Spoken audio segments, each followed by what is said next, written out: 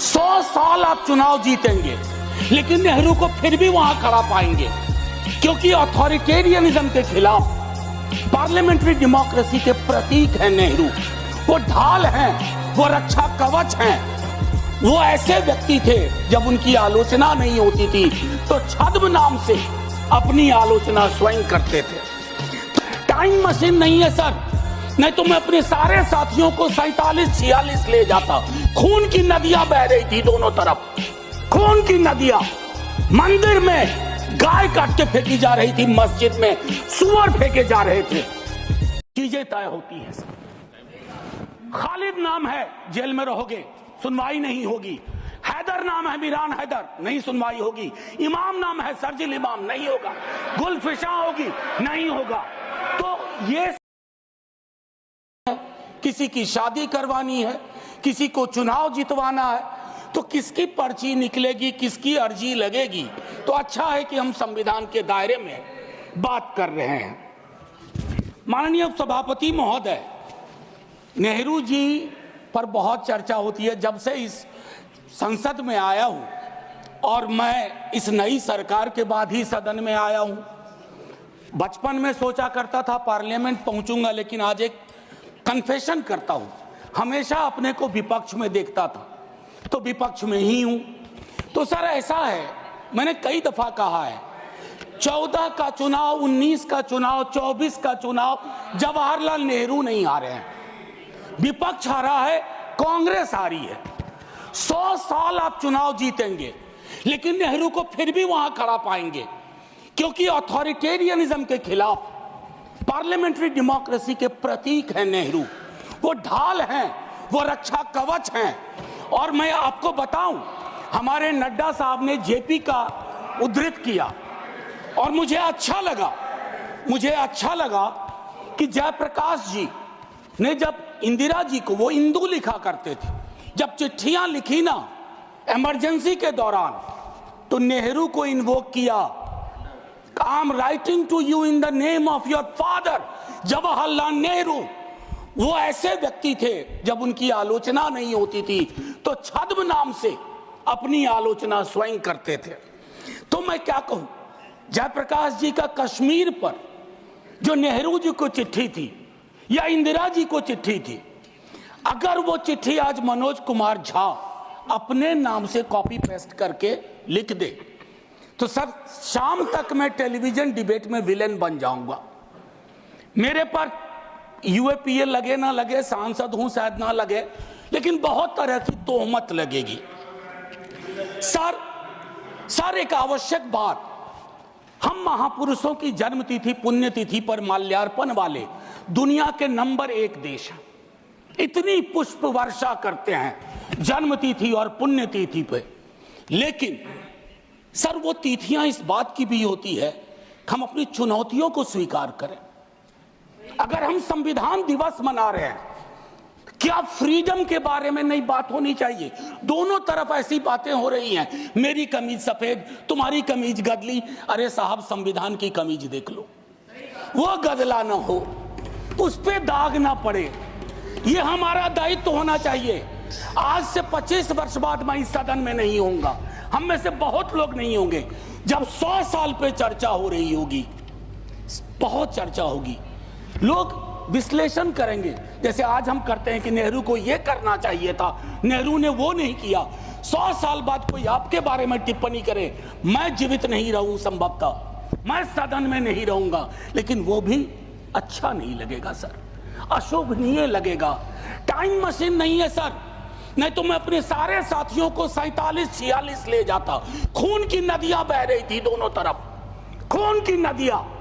मंदिर में गाय काट के फेंकी जा रही थी, मस्जिद में सुअर फेंके जा रहे थे। उस दौर में एक ऐसे देश के निर्माण का संकल्प, गलतियां हुई होंगी। आप विलेन क्यों बनाते हो भाई? विलेन मत बनाओ, आपसे भी गलतियां होती हैं, हमसे हुई हैं। मैं सिर्फ इतना कहता हूं माननीय उपसभापति महोदय कि जब हम तबसरा करते हैं इस तरह के नेताओं पे, तो हम भूल जाते हैं 47 में इस देश की क्या हालत है। सर आपने घर बनाया हो, मैंने नहीं बनाया अभी तक, मेरे पिता ने बनाया। सर ग्राउंड फ्लोर बनाने में सबसे ज्यादा मेहनत लगती है, नींव है वो। नेहरू और अंबेडकर, पटेल, आजाद ने नींव डाली। आप सेकंड थर्ड फ्लोर बना रहे हैं, उन्होंने फर्स्ट फ्लोर बनाया, आप 5 फ्लोर और बनाइए, लेकिन नींव के बगैर फ्लोर किसी काम का नहीं है, ये याद रहना चाहिए। सर माननीय उपसभापति महोदय, हमारे प्रधानमंत्री जी, भाजपा के कई साथी, और चूंकि ये संविधान की डायरेक्टिव प्रिंसिपल्स में है कि यूनिफॉर्म सिविल कोड, सर मैंने विस्तार से अध्ययन किया है, नड्डा साहब ने भी अध्ययन किया होगा, तमाम साथियों ने। सर कई तरह के उस पर विचार थे, लेकिन डोमिनेंट विचार था कि इसको रखो, किसी दिन वक्त आएगा इस पर बात होगी। सर 44 आर्टिकल, जो कि ड्राफ्ट में 35 था, उससे पूर्व आर्टिकल 39 क्लॉज सी है sir, about concentration of wealth. Income inequality का इस देश में जो आलम है, हम टाइम बॉम्ब पे बैठे हुए हैं, टाइम बॉम्ब है ये, और ये सबको इंपैक्ट कर रहा है, ना सिर्फ गरीब मजलूम वर्गों को, मध्यम वर्ग को। अभी हालिया रिपोर्ट आई कि प्रॉफिट मेकिंग कंपनीज, लेकिन उनकी प्रॉफिट का एम्प्लॉय की सैलरी में कोई रिफ्लेक्शन नहीं है सर।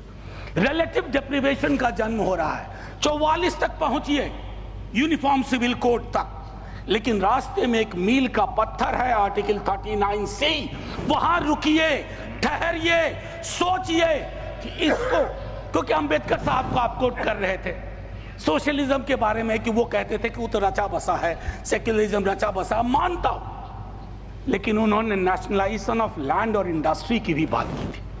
मैं उसकी पैरोकारी आज के दौर में नहीं कर रहा हूं, लेकिन ये जरूर कहूंगा कि प्राइवेट प्लेयर्स ऐसे ना हो जाएं कि एक को चादर से ढकने के चक्कर में पूरा देश नग्न सच्चाई से रूबरू होता रहे, ये नहीं होना चाहिए। अब सर मैं एक बात कहता हूं, आज जब मैं यहां बोल रहा हूं, इस देश के किसी न किसी कोने में सीवर से एक आध डेथ हो चुकी होगी, सीवर में उतर करके। खुदाई चल रही है इस देश में, कई जगह खोदे जा रहे हैं, एक खुदाई हम सब सांसद मिलके करें।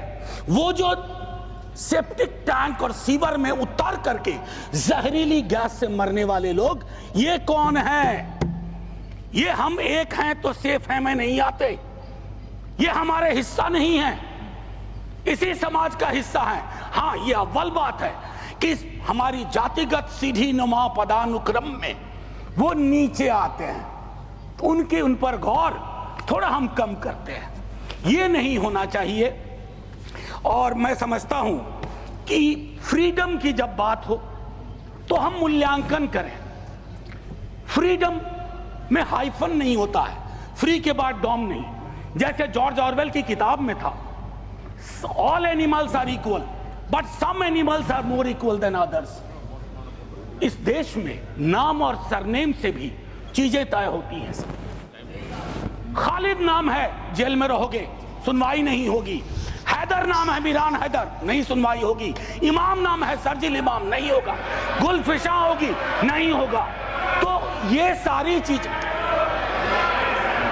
एक मिनट आप, मैं मेरा टाइम पॉज कर दीजिए, मेरा टाइम पॉज कर दीजिए, मेरा टाइम पॉज कर दीजिए। मैम चेयरपर्सन, मेरा टाइम पॉज कर दीजिए। Don't shout. मैम मैं सिर्फ इतना कहना चाहता हूं, अभी यहां बोल रहा हूं, मूलवासी बचाओ संघ मंच है छत्तीसगढ़ में, अनलॉफुल बना देते हैं आप। अरे कोई तो तौर तरीका हो, किसान विरोध करे, देशद्रोही है, विद्यार्थी विरोध करें नौकरी के लिए, नौकरी मांग रहे हैं आपसे, और कुछ तो नौकरी भी नहीं मांग रहे हैं, परीक्षा समय पर कराने की मांग कर रहे हैं। आप कह रहे हो अराजक है, नक्सल है। ये जो शब्दावली लेकर के, विशेषण लेकर के आप घूमते हैं, इससे थोड़ा बाज आइए। मैं कह रहा हूं ये टेम्पटेशन होता है जब बहुत बड़ी सत्ता होती है, 15वें वर्ष में, 11वें वर्ष में प्रवेश करते हैं, लेकिन उस टेम्पटेशन को रोकना मैच्योरिटी है, परिपक्वता, परिपक्व लीडरशिप की बात होती है। वैकल्पिक विकास की कोई मांग आपसे करेगा तो आप कहोगे नक्सली है। अब मैम चेयरपर्सन, एक और चीज कहना चाहता हूं, मैं पीड़ा साझा करता हूं बांग्लादेश में जो हो रहा है, साझा करता हूं पीड़ा। 71 के बारे में पढ़ा था, अभी देख रहा हूं। लेकिन मैम, मैं महात्मा गांधी पर जाना चाहता हूं। नोआखली में जब देश आजादी का जश्न मना रहा था, महात्मा गांधी नोआखली में दर दर भटक रहे थे, restoration of peace and normality. वो दौर था। उन्होंने एक बात कही थी, आज का दक्षिण एशिया है जिससे पाकिस्तान और बांग्लादेश निकला, हमें इस बात का स्मरण करना होगा कि हमारी भूमिका सबसे बड़ी है। हम बड़े भाई वाली शब्दावली का इस्तेमाल नहीं करेंगे। We are the largest and the oldest democracy. बाकी में डेमोक्रेसी कैजुअलिटी हुई है पाकिस्तान और बांग्लादेश में, संविधान तक नहीं आया। लेकिन हम अपनी अकलियत के साथ कैसा व्यवहार करते हैं, तो हम कह पाते बांग्लादेश को, learn from us, to Pakistan, learn from us, this is how we treat. लेकिन हमारा रिपोर्ट कार्ड अगर उसमें कमियां रहती है, मैं Sit down. Sit down. Sit down. Ma'am, chairperson, my time should be paused. Sit down. My time should be paused. My time should be paused. My time should be paused. Honorable members. Ma'am, एक चीज मैं एक चीज कहना चाहता हूं। अंबेडकर साहब को कोट किया गया, अंबेडकर साहब को कोट किया गया। और एक मिनट, किसी की भावना आहत हुई है तो मैं वापस लेता हूं। It is primarily a mode of, सुनिए, it is primarily a mode of associated living. Democracy is not simply a form of living, form of government. Associated living, कितना इसको अपने जीवन में उतार पाए? ऑफ कॉन्जॉइंट कम्युनिकेटेड एक्सपीरियंस, कितना उतार पाए? जातिगत जनगणना की जब बात होती है तो बट जाते हैं हम। क्यों बट जाते हैं भाई? वर्गीकरण की बात होती है, बिना जनगणना के वर्गीकरण कैसा? एनएफएस के माध्यम से एक नई रवायत का जन्म हो गया है।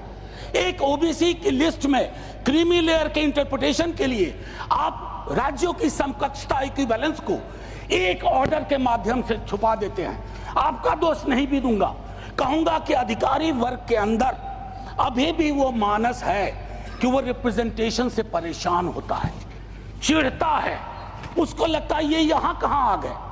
अभी बिहार में सर्वेक्षण हुआ, कई लोगों ने कहा हम तो इतने कम नहीं हो सकते। विजिबिलिटी और न्यूमेरिकल स्ट्रेंथ में फर्क होता है। विजिबल आप इसलिए अपने को समझते हैं ज्यादा कि आप न्यायालय में हैं, आप विद्यालय में हैं, आप सड़क पे हैं, आप चौक पे हैं, आप चौराहे में हैं, तो आपको लगता हम तो बहुत, हमें कम क्यों दिखाया गया? उसके इस रिश्ते को हम सबको समझना होगा। मैम चेयरपर्सन, और जो मैंने कहा conjoint experience and associated living, together with that I'll take you for a minute to what Jawaharlal ji said in the beginning of objective resolution. उन्होंने कहा, और मैं हिंदी में तर्जुमा करता हूं, कि आज जब मैं यहां खड़ा हूं तो 5000 साल का अतीत मेरे सामने खड़ा है।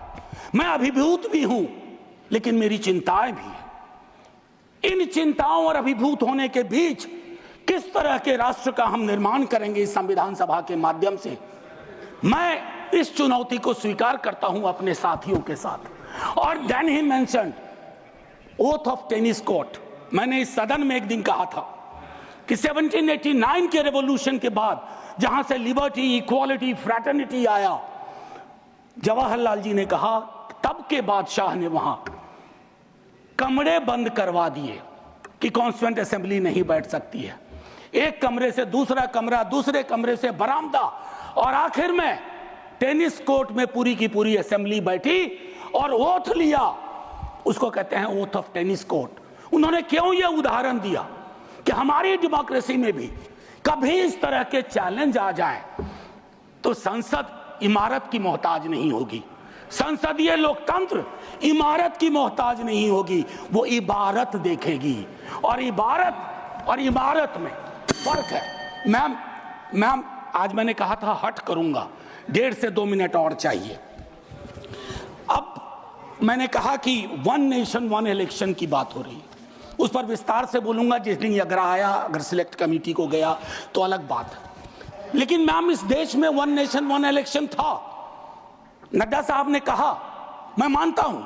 कई दफा क्या होता है, जब आप कोट करते हैं, हमारी यूनिवर्सिटी में कहते हैं कि सेमी कोलोन के बाद किसी को कोट मत करो, उसको हम लोग कहते हैं पुअर साइटेशन, कि किसी को कोट किया। जैसे आपको उदाहरण के लिए मैम 30 सेकंड में, कि मार्क्स ने कहा religion is the opium for masses, ऐसा कभी नहीं कहा मार्क्स ने। वो सेमी कोलन के बाद का एक सेंटेंस था। उन्होंने ये कहा is the Sai of oppressed, लेकिन सेमी कोलन के बाद का उठा करके कहा रहे रिलीजन के तो खिलाफ थे कार्ल मार्क्स। तो उसी तरह से साइटेशन के साथ दिक्कत है। मैं सिर्फ इतना कहना चाहता हूं, 1 नेशन की वो साइकिल टूटी थी। 1 नेशन 1 इलेक्शन की साइकिल 60s मिड 60s में टूटी। आज क्या गारंटी है, हम कैसे अगले चुनाव तक ले जाएंगे? Will it be a proxy governance? Then it won't it undermine the idea of will of the people? मैं समझता हूं कि इस पर विशद चर्चा हो और तभी जाकर के एक Kindly conclude. बस अभी तो 33 सेकंड लिया है, 1 मिनट और दे दीजिए। मैम चेयरपर्सन, तारतम्य तो थोड़ा टूट जाता है, फिर भी अपनी एक बात कह के खत्म करूंगा। बाबा साहब भीमराव अंबेडकर के बचपने का एक छोटा किस्सा। क्लासरूम में बैठे हुए थे सबसे पीछे, शिक्षक ने कहा, चूंकि मैथमेटिक्स में बहुत अच्छे थे, आओ इसको हल करो।